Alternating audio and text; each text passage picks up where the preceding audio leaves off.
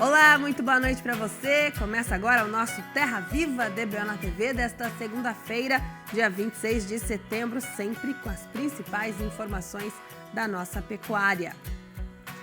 E a gente já abre o programa de hoje com as informações do mercado do boi magro e da reposição. O destaque ficou por conta de Minas Gerais, que apresenta um cenário desfavorável para o recriador no comparativo mensal. Vamos ver. De acordo com o relatório mais recente feito pela Scott Consultoria, diante de um cenário desafiador de preços firmes para os insumos, somado ao quadro de incertezas para o mercado do boi gordo, muitos pecuaristas estão com o pé atrás na hora de repor. Dessa forma, a oferta de animais de reposição aumenta gradativamente e, com a demanda enfraquecida, pressiona cada vez mais as cotações. Com isso, houve queda de 0,7% considerando a média de todas as categorias de machos e fêmeas aneloradas monitoradas nos últimos 7 dias. Em curto prazo, o mercado de reposição deve se manter com baixa liquidez diante da pressão de baixa no mercado do boi gordo. Em médio prazo, conforme a capacidade de suporte das pastagens for melhorando com a regularização do período das águas, é provável que o mercado de reposição ganhe fôlego. Já para a relação de troca, o destaque fica com Minas Gerais, que apresenta um cenário desfavorável para o recriador no comparativo mensal. Nos últimos 30 dias, considerando a média de todas as categorias de machos para reposição no estado, as cotações se mantiveram praticamente andando de lado, com um ligeiro incremento de 0,3%. Já o boi gordo no mesmo período caiu 3,1%. Nesse cenário, considerando a média de todas as categorias, o poder de compra do recriador invernista reduziu 3,4%. Destaque para o garrote, a pior troca neste intervalo, ou seja, em agosto, com a venda de um boi gordo de 19 arrobas, comprava-se 1,67 garrotes. Atualmente, compra-se 1,59. Para os próximos dias, novas quedas na reposição do estado não estão descartadas, acompanhando a toada do mercado do boi gordo. E olha, a Rússia finalmente suspendeu as restrições que mantinha há um ano sobre as exportações de carne bovina de frigoríficos de Mato Grosso e Minas Gerais, ainda por causa da identificação de casos atípicos do mal da vaca louca nesses estados em 2021. Segundo a Organização Mundial de Saúde Animal, o Brasil tem um risco desprezível para a doença da vaca louca. Esse é o índice mais baixo que a Organização Mundial de Saúde Animal tem. Ou seja, o que causa a doença da vaca louca é a ingestão de produtos de origem animal. São rações feitas com produtos de origem animal, o que é proibido no Brasil. Esses dois casos que nós tivemos é considerado atípica porque desenvolve espontaneamente em animais muito velhos, né? Quando nós tivemos aquela suspensão feita ao mesmo tempo, a China suspendeu e ela demorou alguns meses, até demorou demais alguns meses. E a Rússia demorou quase um ano para voltar, né? E vale lembrar que o Brasil abate mais de 40 milhões de animais por ano e nós não temos nenhum caso de doença da vaca louca registrada, mesmo com o Ministério da Agricultura com mais de 100 anos de idade. Hoje nós já temos 147 países para onde que tem como destino a nossa carne, e é evidente que a Rússia é um mercado importante.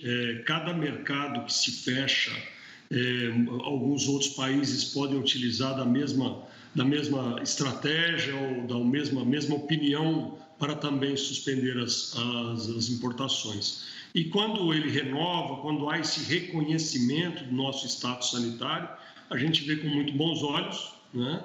Porque nada mais é do que o reconhecimento mesmo da nossa saúde, da saúde do nosso rebanho, da qualidade da nossa carne. Tá aí, a gente acompanhou o Francisco Manzi, diretor técnico da Acrimate, comentando essa decisão russa. Olha, o Plano ABC+, é o projeto nacional que pretende incentivar e auxiliar o agricultor a fazer uma produção cada vez mais sustentável, o agricultor e o pecuarista também. E em Brasília, o governo local assinou uma portaria junto a outras instituições para fazer com que o plano seja cumprido com ainda mais empenho pelos produtores. Desde 2010, o Brasil trabalha em um plano de agricultura de baixo carbono, criado pelo Ministério da Agricultura, Pecuária e Abastecimento. O objetivo principal é minimizar expressivamente as emissões de gases de efeito estufa na atmosfera e, com isso, frear o impacto do agronegócio no aquecimento global. Em 2020, o plano foi estendido para um período de mais 10 anos. O ABC+, ele é o plano setorial de mitigação e adaptação. Então é aquele plano, aquele programa, aquela política pública que responde às nossas metas, aos nossos compromissos com a agenda mundial de clima para o setor agropecuário. E uma portaria do Ministério da Agricultura que detalha toda essa política setorial foi publicada no Diário Oficial da União no início de setembro. Desde então, todos os estados e o Distrito Federal têm se movimentado para readequar os comitês gestores de políticas públicas voltadas para o tema. Em Brasília, representantes de instituições públicas assinaram uma portaria conjunta local, que vai direcionar os trabalhos dentro do plano setorial. A gente tem grandes dificuldades hoje no mundo inteiro para ter uma agricultura sustentável e é isso que nós estamos trabalhando. Aqui todos os órgãos ambientais, do governo do Distrito Federal, o Ministério da Agricultura, dentro desse planejamento de longo prazo que a gente possa se ajustar às realidades. O que é que nós queremos? A gente tem que continuar produzindo e produzindo muito, por isso tem que aumentar a produtividade, não a área plantada, mas a produtividade para que a gente possa continuar alimentando o mundo com segurança alimentar. Segundo o secretário, o produtor rural do Distrito Federal já tem avançado na adoção de medidas sustentáveis dentro das propriedades e os resultados começam a aparecer. Você tem uma ideia, o ano passado aqui no Cerrado nós produzimos trigo com a variedade da Embrapa. O que nós produzimos em 120 dias, o Canadá, que é o maior produtor de trigo do mundo, está produzindo em 150.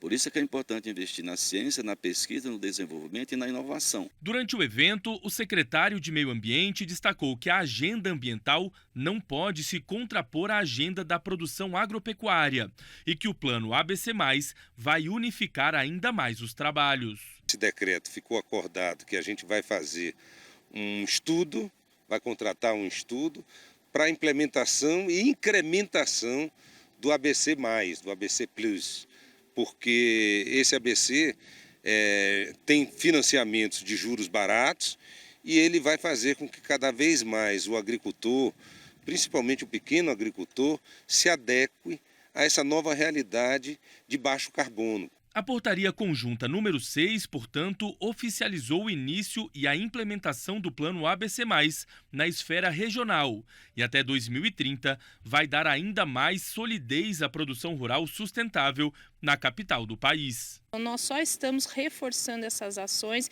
e trazendo um patamar acima do que é sustentável. Então nós estamos, além da sustentabilidade, trazendo a mitigação dos gases de efeito estufa e a resiliência nesse contexto de mudanças climáticas. Vamos agora para o nosso primeiro intervalo e já a gente volta com mais informações aí, né? Mais uma produção da Alta Genetics do Brasil sobre a pré-estação de monta. Continue com a gente aqui no Terra Viva, sempre cultivando o melhor do Brasil. Já estamos de volta com o nosso Terra Viva DBO na TV. Agora vamos com o Pecuária em Alta. O assunto de hoje é a pré-estação de monta. Acompanhe.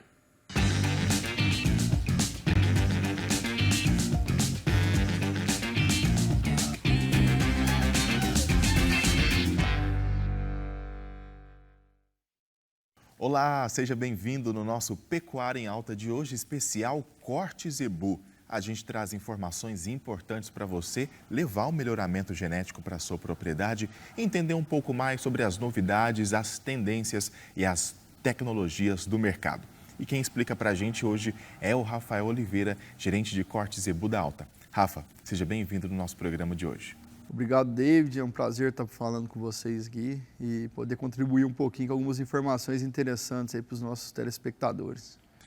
Rafa, a gente está aí na boca da pré-estação de monta e o que o produtor pode começar a se planejar? Já está um pouquinho atrasado, né? Mas como que ele pode ter uma estação de monta já bem efetiva e ter o sucesso dela?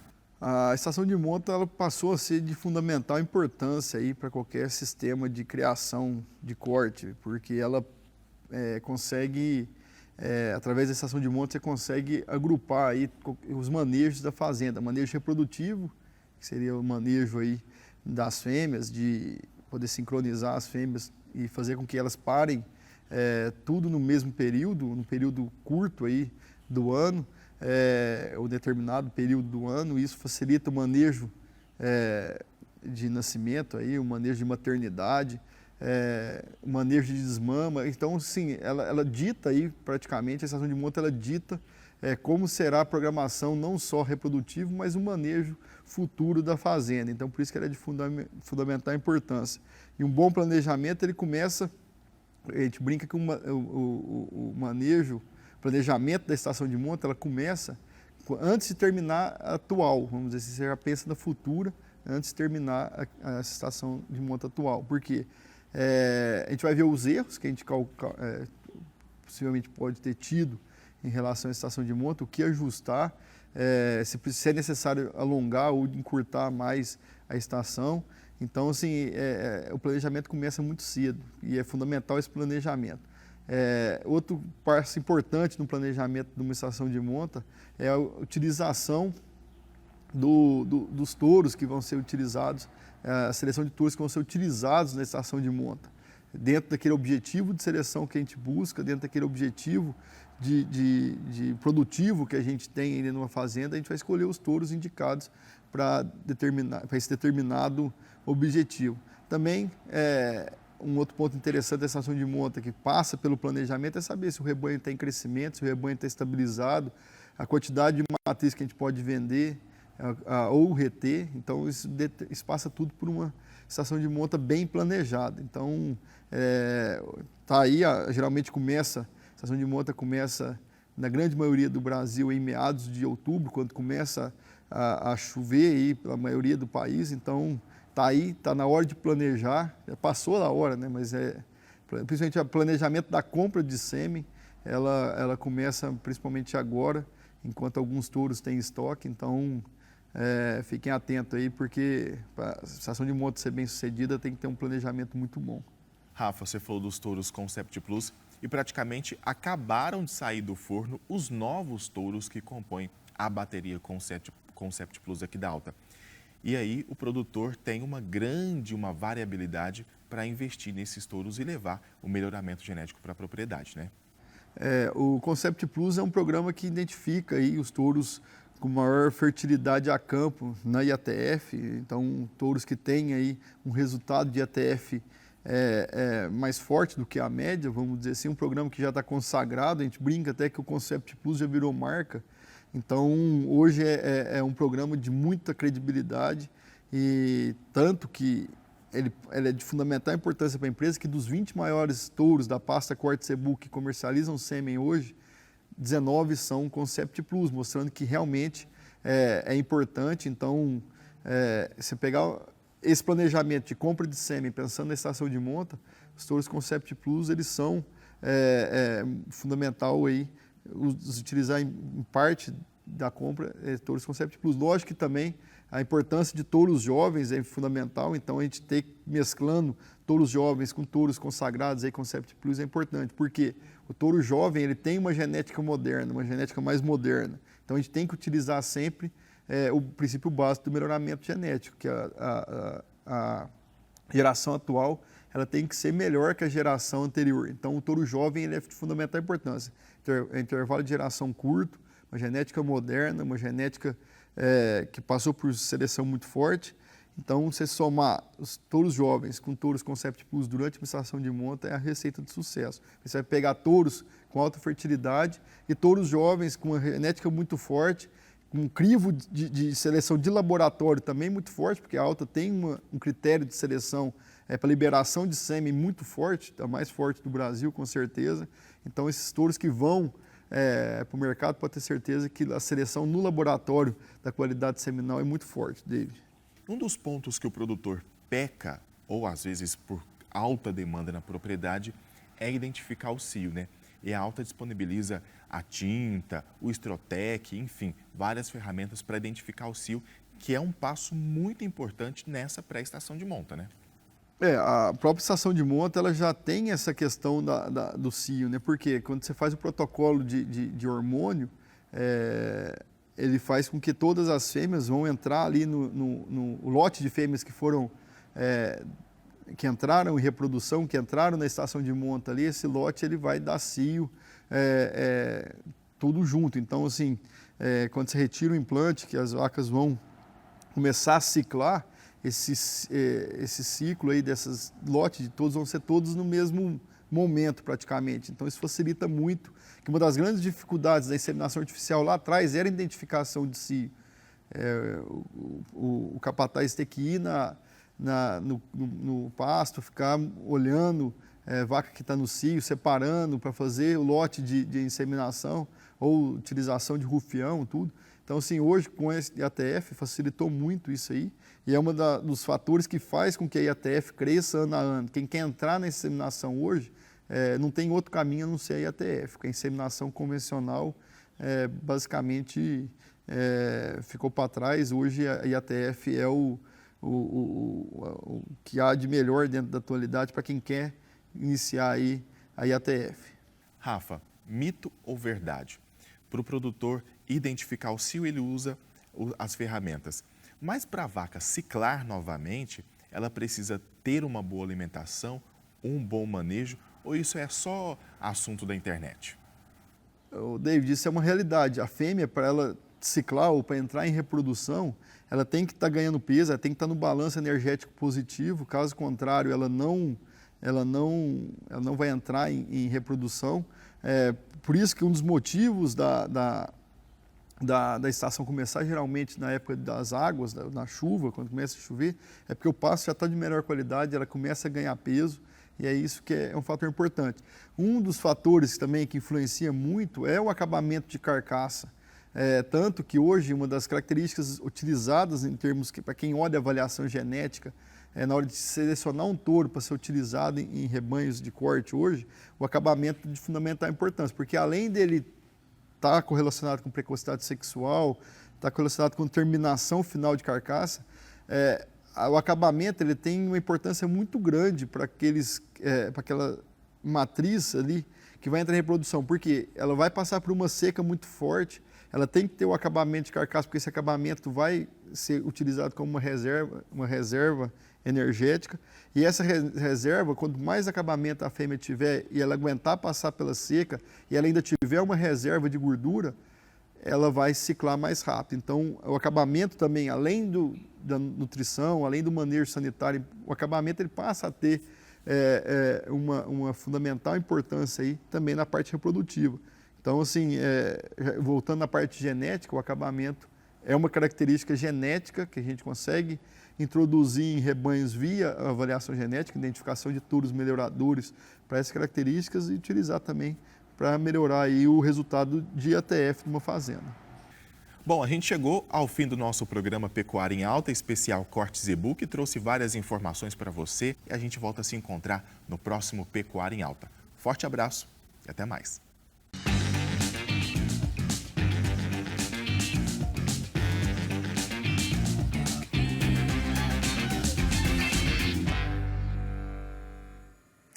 E vamos agora para mais um rápido intervalo e já já voltamos com as cotações do boi gordo nesta segunda-feira. Até já!